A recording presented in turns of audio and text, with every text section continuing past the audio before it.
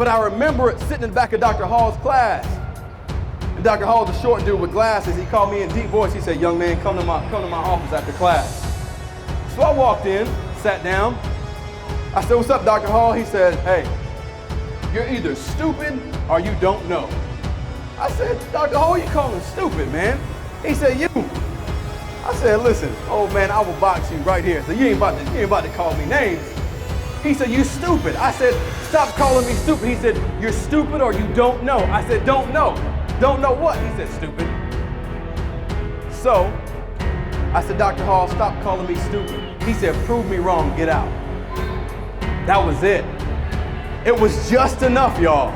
That one decision, that 1 inch, that one push was just enough to flip the switch in my life, y'all. And I went from academic probation to honors, graduating from A&T.